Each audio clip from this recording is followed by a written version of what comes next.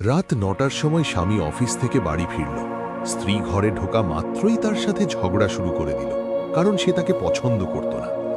স্বামী বলল, আমাকে খাবার তো দাও, খুব খিদে পেয়েছে। নিজে গিয়ে খেয়ে নাও, আমার ঘুম পাচ্ছে। স্বামী চুপচাপ সব শুনল এবং স্ত্রী সারা রাত তার সাথে ঝগড়া করতে থাকল। যখন সকাল হলো, আমাকে নাস্তা তো দাও। আমি তোমাকে নিয়ে অতিষ্ঠ হয়ে গেছি, উপরালা করুক, তুমি মরে যাও। স্বামী কিছুই বলল না এবং চুপচাপ অফিসে চলে গেল।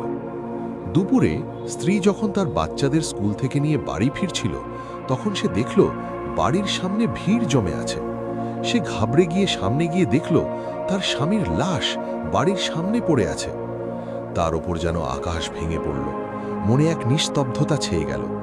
লোকজন নিজেদের মধ্যে বলাবলি করছিল যে গাড়ি অ্যাক্সিডেন্টে তার মৃত্যু হয়েছে। স্ত্রী জোরে জোরে চিৎকার করতে লাগলো আর কাঁদতে কাঁদতে বলতে লাগলো, আকাশ, ওঠো, আমি আর কখনো তোমার সাথে ঝগড়া করব না, তোমাকে কিছুই বলবো না, আমার কিছু চাই না।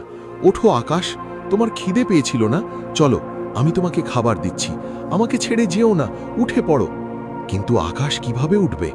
তাকে তো তার স্ত্রীর অভিশাপই মেরে ফেলেছে। আকাশ চলে যাওয়ার পর স্ত্রী দুনিয়ার আসল রূপ দেখতে পেল। সম্পর্কগুলো বদলে যেতে লাগলো। তার আপনজনেরা মুখ ফিরিয়ে নিল, লোকজন তাকে খারাপ নজরে দেখতে শুরু করল। কিছুদিনের মধ্যেই তার বাড়িটাও তার কাছ থেকে কেড়ে নেওয়া হলো।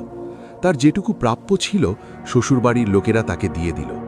স্বামীর মৃত্যুর পর স্ত্রী উপলব্ধি করল, স্বামী যেমনই হোক, পছন্দের হোক বা না হোক, সে কিন্তু স্ত্রীর মাথার মুকুট হয়। এই কথার সাথে যদি সম্মতি দেন, তাহলে অবশ্যই ইয়েস লিখুন।